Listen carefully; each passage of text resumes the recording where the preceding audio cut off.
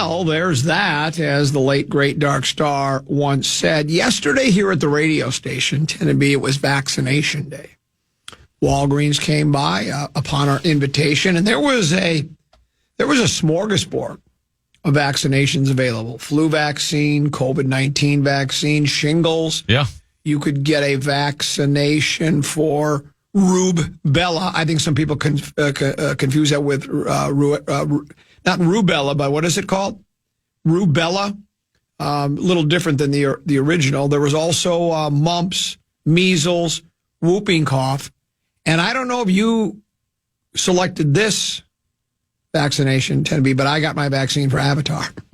Aggravated Vikings anticipatory traumatic abandonment reaction. Oh, I'm serious. Avatar, aggravated Vikings anticipatory traumatic abandonment reaction syndrome. And you know what's funny? A lot of the young sales kids, you know, I brought them up on a number of occasions over the past couple of years because I like to talk football with them. They were all excited about that Vikings club and going to get back on track against that Rams team. That Rams team that can't stop the run, can't stop the pass, and can't score any points. This is where we were going to turn things around right now. You played the montage. Mm-hmm. I don't think they got their Avatar. There's none of them are here today. I think they're so homesick. And I'm here, and you know, Avatar, the vaccination doesn't completely eliminate it. It's sort of like that COVID vaccine. It just kind of lessens the... yeah, it's not a cure. No, it's not. There is no cure. There ain't no cure for the summertime blues. There might be a cure. We just don't know if we'll ever... Bum, bum, bum, bum, bum, bum. There ain't no cure for the summertime blues. And there might not be a cure for Avatar. We think the only, and we don't know this for sure, but we think the only remedy that would cure Avatar would be a big game, a world championship, and I don't know if we're anywhere near that. So we'll have to find out. I know there are a number of people there are some people that are pleased with the montage, others that are calling you lazy, stupid, or both. And the ones that are calling it lazy and stupid, those are the ones that are the Viking fans that are still bitter about the loss because they're out there. They're so angry, so bitter, because I see them. When I send out tweets, I'll occasionally sift through the responses. There's a lot of bitterness, though I did find that most of the people that respond to me, we're all sort of kind of the same ilk. We think the same way. We don't really take it that seriously. And we enjoy a good cheap shot, and that's exactly what we did with the soon-to-be Big Game World Champion last night. I got Big Game World Champion Minnesota Vikings when I was on Twitter during last night's game. There's plenty to get to about the game. Offense, defense, special teams. It was not the best performance by the Vikings. As a matter of fact, I think it was probably. Might have been a worse performance this week than there was the previous week. Wolves get back on track. They're 1-1. Your Minnesota Wild, Tennessee, they're still undefeated. Now, they did lose the lead for the first time this year. Yes. They were down 2-1 in period 2. So they scored first again. Right, but they were down 2-1 in period 2, so they lost that streak. And then they and the Wolves came back and won, and they were down by, when I checked into the game, they were down 10-12, something like that, but they rallied back. Ant finally learned to drive to the basket. It only took him 6 years, but he finally figured it out. World Series starts tonight, and the Minnesota Golden Gophers are taking on Maryland. So Gopher Hockey versus St. Thomas as well. And Gopher Hockey versus St. Thomas. We gave away a number of tickets for that. So without further ado, let's spin the wheel of topic.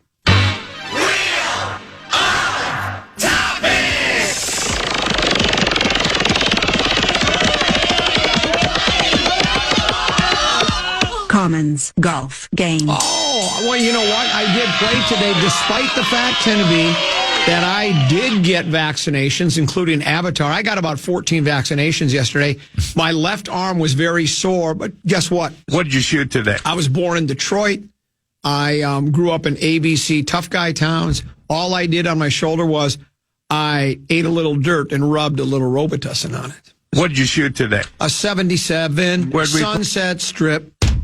77 Sunset, which by the way was Where'd we play?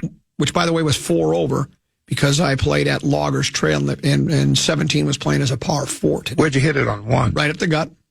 How far from the green were you? Had 125 to the green. Second shot? Knocked it into about 15 feet. Then what? I beat Mower out on the golf course. And even though I know it's fast, even with dew, I kicked it by about 4 feet, but I made the 4-footer coming back. Incredible. So I had par. But then the putter just did not cooperate today. I had 1 3-putt, and that was on number 2. I hit it into 20 feet there, and I slid it by about 6 feet, and then missed the 6-footer coming back. Parred 3, bogeyed 4, parred 5, 6 should have been birdie, knocked it into 8 feet, and I miss it right again. 7, I hit it into about 15 feet, just missed birdie there.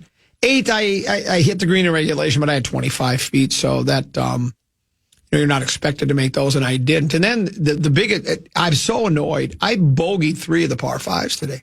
9, I hit a great drive, good hybrid, hit little choke down 8-iron to a back pin, and it just rolled off about an inch onto the rough, and I hit it too hard and hit it like 3 feet by, and I missed a 3-foot putt for par. Bogey 10, but then I kind of got it turned around at that point. And I put it this way: I had a better back 9 than the Vikings had a second half of football last night. The Vikings, not saying much. No, that's exactly right. So let's do this. Let's Tenneby has a keyword as we go to break, and then we'll try to break down the Vikings. And I have another question for you, Tenneby. It's a hypothetical question, and I think it's controversial. That's interesting. Yes, and we'll have that for you on the other side of the break. But right now, Tenneby has a keyword. The Fan and 2 men in a junk truck want to give you a shot to put $1,000 in your hand with our national cash contest. Just enter the keyword check at KFAN.com now for a shot at winning. The keyword is check. Enter now at KFAN.com.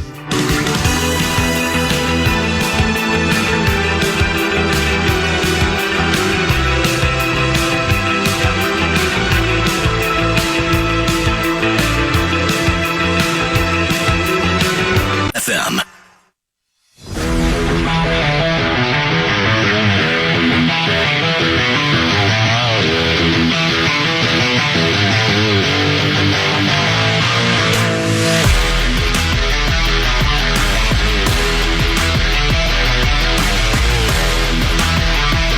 Tune in to Wild Wednesday each week for your chance to win tickets to see your Minnesota Wild in an upcoming game. Wild Wednesdays are presented by Jim Beam, a crowd pleaser since 1795. Vikings lose to the Los Angeles Football Rams 30-20 last night at the Coliseum in Los Angeles. Checkmate occurred when Viking quarterback Sam Darnold was sacked in the end zone for a safety. Vikings trailed by 8, hoping to make a long 97-yard drive, score a tutty, and get a 2-point conversion. There was a face mask. More on that later. The quote from KOC is telling. He says, this was right after the game, "We've just got to find a way as a team across the board to play better. We're not going to make any kind of excuses about the short week or anything like that. Thank heavens. We'll get back to work. We need to improve. We need to get back to some of the things that helped us get to this point, 5-2, and we will do that.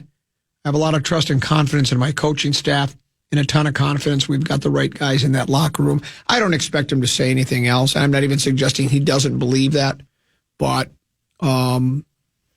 maybe in a moment of, if you could be a fly on the wall and listen to what happens in the coaching room. I think they are lacking in personnel in some positions, but most teams are in the National Football League. You don't have 22, Pro Bowl starters. The other quote that I saw is from cornerback Shaq Griffin. And we talked about this yesterday, Tenneby, leading up to the game. We said it's such a cliche, but there's a lot of truth to it, where a team will be either the offensive unit or the defensive unit will be very successful, and they'll help a team get out to a start like the Vikings did, 5-0. And then another team comes in, and that other team would have been the Detroit Football Lions, and they came in and let's face it, the 5-0 start, the offense played well, but the defense for the Vikings has been superb up until the Lions game, and they had some issues there. And we talked about, sometimes a team, and in this case it would have been the Lions, they put together a blueprint that other teams can use to try to achieve the same success that the team that put the blueprint together did. And that's exactly what Shaq Griffin said. Quote, "It's a copycat league. One team uses it, and it works. I don't see why another team wouldn't do the same thing. A lot of the things we've seen the past 2 games, we're probably going to see the rest of the year until we stop it." And that is really the truth, the whole truth, or at least some semblance of the truth. Until you're able to slow a defense down or an offense down, they're just going to keep doing the same thing over and over and over again.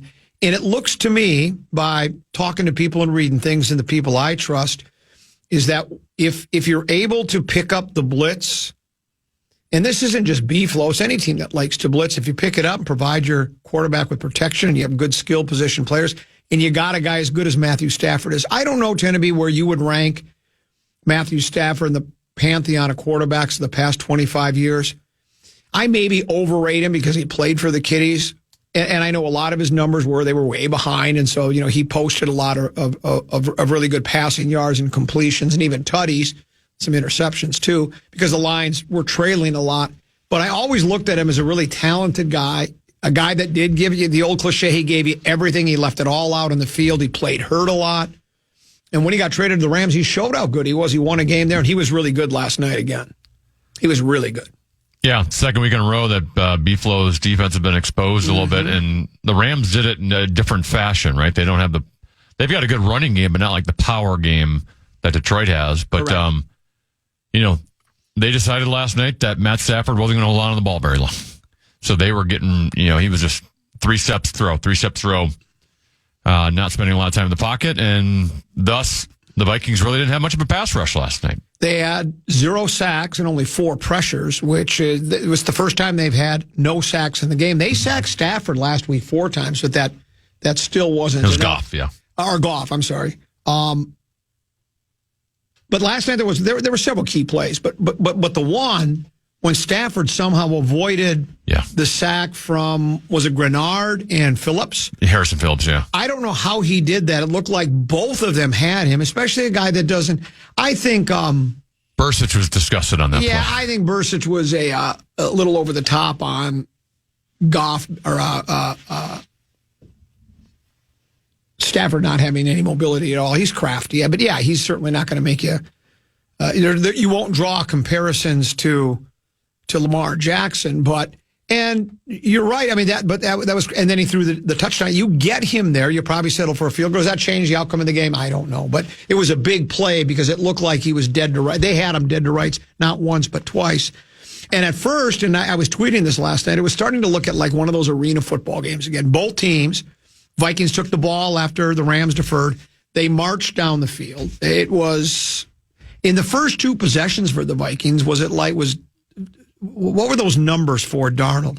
Like 8 of 8 for 97 yards. I mean, the Rams couldn't stop him. Your mama couldn't stop him. Your daddy couldn't stop him. The police couldn't stop him.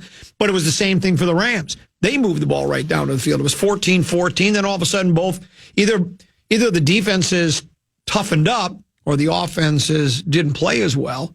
But then it became a much closer game at that point. But the Vikings defense just. And again, that's where I always try to warn people.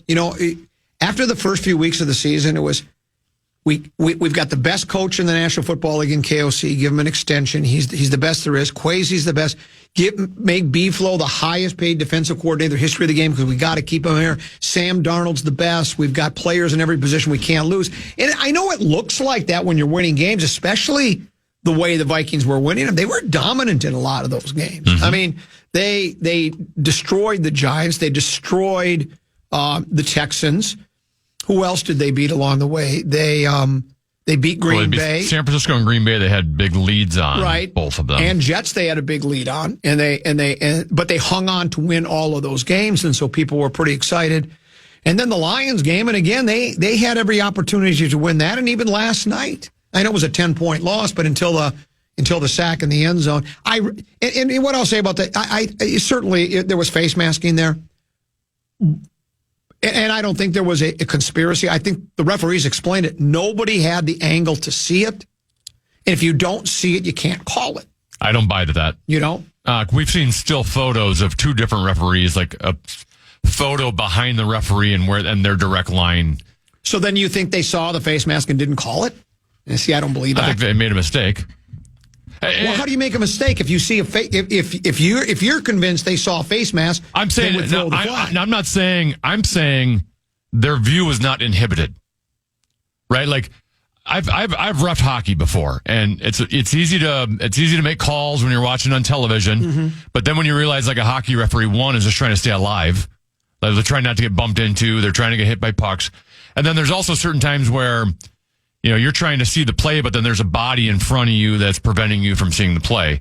I'm just saying we've seen still photos from two different officials of the view they had, and there were no bodies in between them that prevented from seeing the view. Well, we'll just have to. I guess I'm going to take the referee's words for it that they did not see it, and you know we'll just have to agree to disagree on that. It doesn't matter anyways. Regardless, they didn't call it, and I don't think that would have made a difference anyway. Certainly, the Vikings would have had a 15-yard penalty, would have moved out to the 18-yard line, and they would have had. I don't think they had any timeouts left, or did they have one? And they may have driven down the field. I suppose it's always possible, but I don't think that penalty decided the game, though, of course, we will never know that. The Rams had 4 drives that covered 70 yards, including the second touchdown drive in which penalties hurt the Vikings, and they clearly were penalties. There were third down penalties, too, where the Vikings could have got off the field. There was Murphy was called for holding, and then Gilmore was called for PI, and I thought both calls were correct. And that kept that drive alive, that second touchdown drive. And then, of course, there was the missed sack by Phillips and Grenard. So, I mean, there were several opportunities to prevent that second tutty, and they weren't able to do it. So, yeah, they've, you know, the coach says he thinks he's got the right players. They need to get back to doing the things they used to do that made them good. But I don't know. I mean, the Colts are an okay club, right? Or are they bad? I thought they were. I mean, okay. Record-wise, they're 4-3. I'm not sure they're that good, but they've gotten really bad quarterback play this year. But they got a winning record, and you know, there's no givens right now with the way the team has been playing. We'll take a break. We've got a lot of reaction coming into the Brad, Sean, Bryant KFAN text line at 64686. Plus, I got a couple of emails as well, some more numbers to take a look at. Lil B, Feminine Touch at 1 o'clock. We're joined at 1:30 for program password. Is fun a late scratch, did I hear you say? Yes. So it will be Fallness substituting for fun. Boy. And is it Mike Grimm? Is that our other participant? So program password at 1:30. A break. We're back with more after this on Da Fan.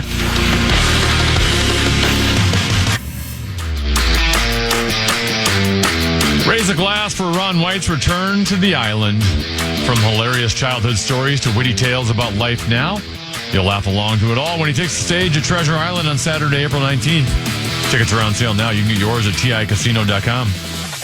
Couple 13-14 pass here on the Common Man program. I'm Common. He is Teneby. Just stop it all. You know, I'm wrong. All I know is, and the official in the still photos looking directly at the face mask. Still photos can be deceiving. A photo can look like he's staring at it, and he might not be. So if you want to believe that because you want to think the fix is in, you want to feel better about your club, that we got a job by the officials, knock yourself out. The official said he didn't see it. I believe him. So now that we, you could say that about any bad call that's ever been made. That they didn't see it. Well, but if they they didn't see it, there have been officials. I'm saying his view of the play that was happening was not being inhibited. Yes, it was. He claims it was. Just because a still, I can show you, depending upon the angle of the still photo, it can look like you're not being inhibited. But you can believe that. That's fine. It's not worth debating anymore. You're right. I'm wrong. All the listeners are right. All I know is, appreciate it. I'll go with what the officials say. You were clairvoyant in saying that with Cup and Puka Nuka, how do you say it again? Puka Nakua back in the lineup, the Rams would be a different team, and they certainly were. The numbers were rock solid for the Rams offensively. I mentioned 4 drives of 70 yards or more. Stafford was a very efficient 25 for 34, 270 yards, or 279 yards, and count them, not 1, not 2, not 3, but 4 tutties. He threw 1 interception, a bad interception too. I don't know. Yeah, that was a bad throw. It just wasn't a very good throw at all. Nakua, 7 catches for 106 yards, and he's not played. Both Nakua and Kupp have been out since week 1, right? Did both get hurt in Kupp week 1? got hurt in week 2. Nakua did in week 1 against your Lions. And Kupp had 5 receptions, 51 yards, and 1 tutty. The player I was not familiar with, is it DeMarcus Robinson? Is that his name? Yes. He only had 2 catches, but they were both for tutties. Mm-hmm. He had a 25-yard touchdown grab and a 10-yard touchdown grab. And so that's certainly those 2 wideouts are. I mean, I think everyone realizes how good they are, and they showed that last night. Stafford was again given time to throw, and they only pressured him. What did we say? There were 4 pressures last night, according to that NFL Next. I thought I saw 3. 3? Yeah. The NFL Next Gen statistics or whatever they're called, and the 1 sack. Meanwhile, Darnold's numbers weren't so bad. He was 18 of 25 for 240, 2 tutties, no picks. Jets did get his 100-yard game. 8 catches for 115 yards. And I mean, they contributed, but he didn't have any, game-changing, game-breaking plays. And you could certainly tell the frustration. Splash plays. And he was certainly having the frustration last night after the face mask that the referee clearly saw and decided not to call it. And he tossed his helmet about 30 yards downfield. And that was pretty much that. The other thing was the running game. Was this Aaron Jones's least effective game on the ground? He had 19 carries for 58 yards. That's averaging about, 3 yards a carry? A little over that. Yeah, because. And, because I think he's been, and did he have any catches out of the backfield? Yeah, he had a couple catches. He had a couple catches out of the backfield. But certainly I don't think he was quite as, he wasn't as effective, I think, last night as he has been in previous games. And, Yeah, he had 2 catches for 37 yards. 2 catches for 37 on our yards. team was the second leading receiver last night. So there you go. Here's this is an email I got after the game last night, 10:36. This is the definition of someone that's drinking the Kool-Aid. Only teams that play perfect football beat the Vikings. Vikes never get calls, and more importantly, make very bad mistakes only at every critical moment, leading to a collapse of confidence late. Vikes are a very good team. What happens to the Vikes in the second quarter and third quarter? Where do they go? This is the best team in football if they can correct second and third quarter problems and play to win versus play not to lose. I'm thrilled with the 3-headed monster, Kwesi, KOC, and Flo. Sheesh, Minnesota sports hasn't ever seen this kind of competence ever. And he goes on to say even more so than Kelly and Grant. And I was kind to him. I said I'm not as enthusiastic as he is. I'm not quite that enthusiastic as he is about that. I think the Vikings are a very good team, but if you're the best team in football, then you don't disappear in the second and third quarters. Look, we know it. There's parity in the league, and most games are decided by one score. Oftentimes, games are decided by just a couple of points. They're that close. It's a field goal. Usually, I don't know what the average point differential it is in each individual game every week. I know the Vikings had led the league, right, in point differential. I think a lot of that has to do with that destruction of the Texans and the destruction of the Giants. That can be a little deceiving. You have a couple of big wins, and then you have some close ones. And winning big is always nice. It's very comfortable. Team doesn't have to sweat it too much. But yeah, I don't know. I guess I tend to believe that Ben Johnson figured out something as far as how to attack B-Flow's defense. And then it looks like McVay and whoever his offensive coordinator is picked up where the lines left off, and they did the same thing. Really, maybe more than anything, though, was the Darisaw injury. Yeah. He wasn't carted off the field, but he was helped off the field and did not return. You know, when he was helped off the field, I thought it was going to be like a Montgomery thing. Remember last week Montgomery went down for Detroit? He didn't get up for a while, and they helped him off the field. And he was walking very gingerly in Marianne. But he ended up coming back to the game and was very effective. I thought, well, maybe Darisaw's just banged up. He did not return. Have we heard any? Because I know I saw the quote in the paper from in Fish Wrap Factory West Side. The quote after the game from KOC is, "We hope to find out more Friday." Has had no announcements, I'm assuming, though? No, I haven't heard anything. I think KOC talks to the media at 3:00 today. Okay.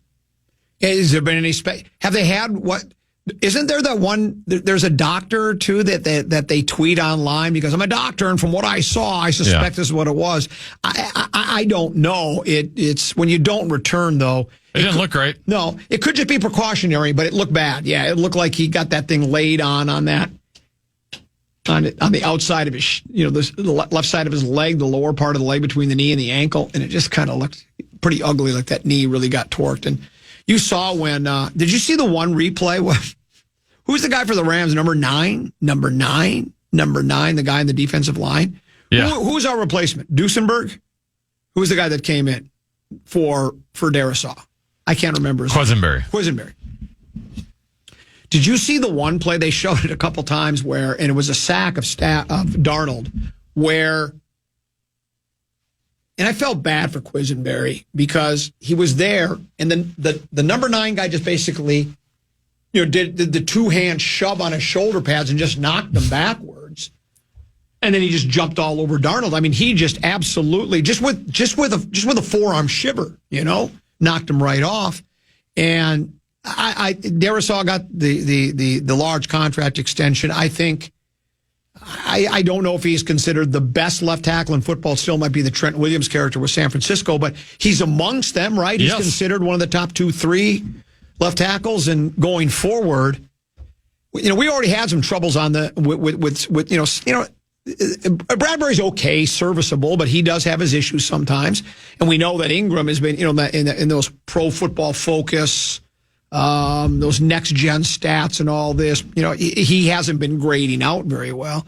You lose Darisaw too. Now your left side of your line and the blind side of the quarterback, it could get dicey for the Vikings. And and Darnold historically, and you can say about any quarterback, I suppose, but like under pressure has had just awful stats historically. Really? Yeah. So that's not a good thing either. I saw this. Even on the face mask last night, you could argue, why was he sitting in the pocket that long, and why didn't he evade the pressure or get rid of the ball sooner?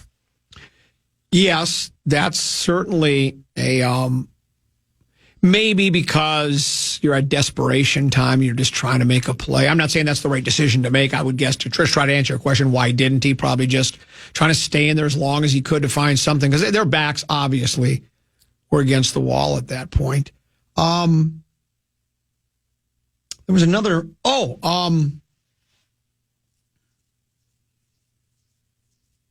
Somebody sent a text message here, and I wanted to. Here it is, right here. This one says, "Ivan Pace may be a thumper per Bursich, but he's obviously no Blake Cashman signed texter guy." I don't think you can undersell what Cashman has meant to the team this year. There was somebody that one of the writers today wrote basically, well, we get Cashman back, all is well. And maybe it would be. Maybe Cashman is that good. I just don't know if any one single player, unless he's like Pat Mahomes, can make that big of a difference, because last I checked, he wasn't like Fred Warner. Well, yeah, and that's exactly right. I mean, he's been very good for us. And, if you want to play that route, well, then why did Detroit win after losing Hutchinson? Right? Hutch, I would think Hutch is probably, and they play different positions. Hutch is an edge rusher for Detroit, and Cashman is a linebacker. Mm-hmm. They have different responsibilities and such like that. But, I would think Hutch is more important than Detroit than I would think, Cashman is to Minnesota. Because that's how I felt, at least, when Hutch was announced out for the year, I really thought we were done so. I mean, that's probably panicking as well, thinking, well, how can he be that important? But he's really good. So I don't know. I mean, getting Cashman, it's a turf toe thing, right? Is that what his injury is? I think Cashman's got something called turf toe, and whether he'll be back. I mean, it's like they describe it as a mini bye week because we've got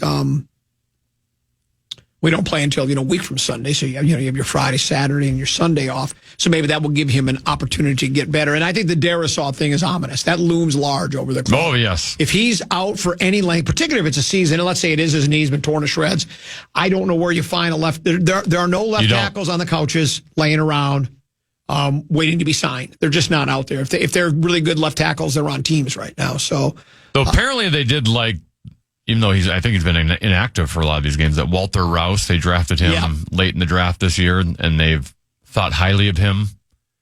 But, they expect him to come in that's it. As a rookie and be able to contribute anywhere near Darisaw would be a tall task. Your Wild Club, as you mentioned, I mean, they did score first again, but for the first, was it 360 minutes going into last night's game that they had never trailed in regulation? Is that correct? Yeah, 6 games, yeah.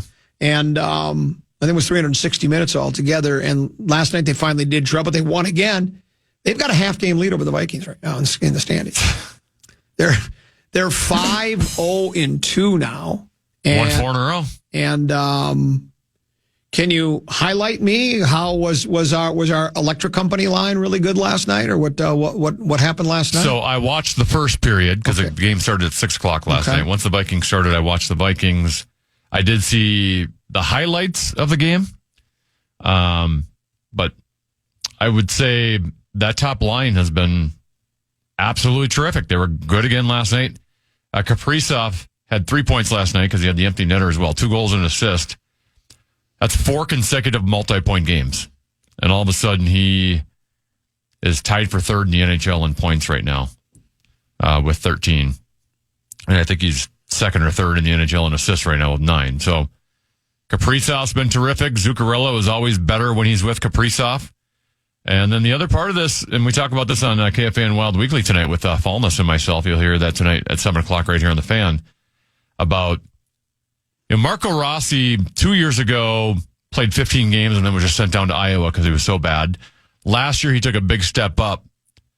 But even at times when he played with Kaprizov and Zuccarello last season, I just thought he was, he was the third wheel. He was just a passenger. He was hoping not to make mistakes.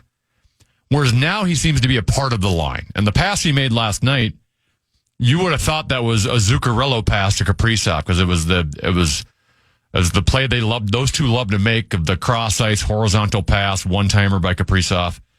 And Rossi's been great. He scored in 3 straight. And he's not just the third guy on that line, at least through the 7 games.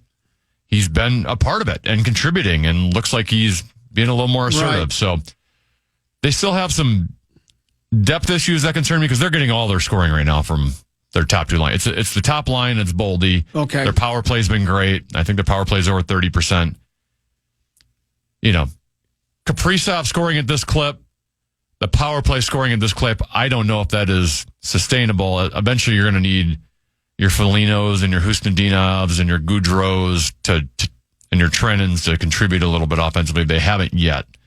But ultimately, when you're getting the goaltending and defense, they're getting that's the amazing part. Is they've got 5 games without Jared Spurgeon and still defensively have been outstanding. And was Goose between the pipes again last night? No, Fleury was. Oh, Fleury. Yep. Flower got in his second start, and he hadn't started in a while. His first start was meh. How was Flower last night? I would say the first goal he probably could have had, but he gave up 2 goals. It's Flower, so he is. He's blossoming is what he's doing. I guess I'm wrong here, too. I'm always wrong. Wrong about the referees not seeing the face mask. They said they didn't. I agreed with them. Everybody tells me not. And now I'm being told by everybody Cashman is basically the difference. He is the difference. If we get Cashman back. Well, it's an easy take to make because he's missed 2 games and they've lost 2 games and they've poured. I think there's more to it. I do too. I think Detroit's a pretty darn good offensive team. I think the Rams, when Cooper Kupp and Puka Nacua are playing with a good play caller and Sean McVay, I think they just played too good. You know, if Blake Cashman is out for Indianapolis or he's out for Jacksonville, I think the defense is going to look better because they're playing lesser competition. I would tend to agree. And if we really do feel that Cashman out was the difference in the 2 games last night, well, then let's get him back right away. Because sign him to a contract extension immediately. That's what I would do. Lock him in. Yeah, that's what I would do because that's what we're supposed to do when we have players play the way they did. Wolves won last night. I clicked over. I think that was a late start again, so I think it was like a 9:00 start. I clicked over during timeouts, watched a little bit of it, but again, Tenneby being the boomer, approaching double sixes as far as age, I fall asleep on the couch and didn't see it all, so I had to read the recap this morning. And I love Ant, I really do. I mean, and people don't realize, where does he live, Tenneby?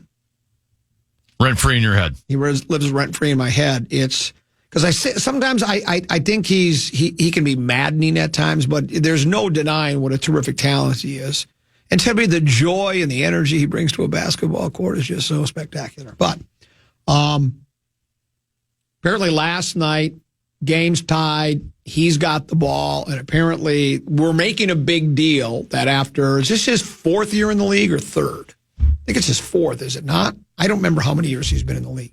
But apparently we're making a big deal of what happened last night. It's like maybe it's the first time ever that it's, and he said himself, well, normally in the past I would have probably just pulled up and tried to hit a mid-range jumper to win that game, or it was suggested in the gamer that Chris Hine did for Fish Wrap Factory Westside that there may have been a time where Ant would have just tried to beat the double team. But what he did this time was he got the ball to Conley. Conley got it back to him, and he drove to the basket, and that led to the victory because then, somebody for sack missed the shot at the buzzer, and that was the end of the game. Edwards says, 2 years ago, maybe a year ago, I would have probably tried to go left and take a step back jumper. I made a mature play, made Finchy happy by getting to the rim. I'm pretty sure if I would have settled for a jumper, I would have been hearing about it right now. That's all that was in my mind was getting downhill. Edwards delivered a quick pass to his right to Conley. Fox scrambled back. Conley immediately threw it back to Edwards, and the play was on. For years, Conley's been telling Edwards to trust him in those situations to get him the ball. After the game, Conley appeared relieved that Edwards finally listened to him. Edwards had told Conley he better get the ball back. Edwards said he better give it back or I'll put him in a chokehold. He attacked the rim where Sabonis fouled him. He hit both free throws. He had 32 points last night, was 7 for 7 from the free throw line, and then Murray missed the shot. And I love that. I do like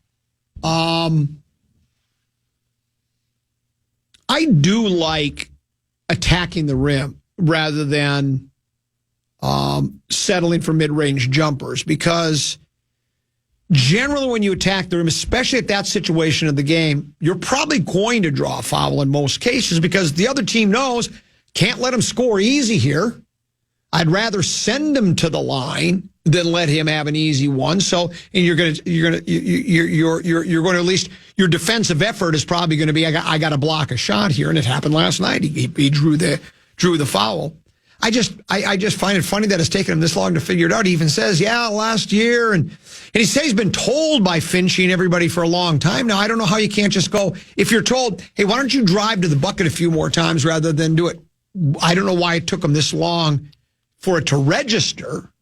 I don't know how that's part of maturity, but I'm just glad he's doing it now because he was, again, the parts I saw, he was really good last night, and obviously he had the game-winning play. And then the other guy, the Randall character, after a really, what I would say, a very underwhelming debut in a Timberwolves uniform, was really good last night. Did I see it was 33? Something like that. And I think he had like 22 of them in the first half, and then it was kind of Ant who picked up the slack in the second half. But, maybe the Randall guy,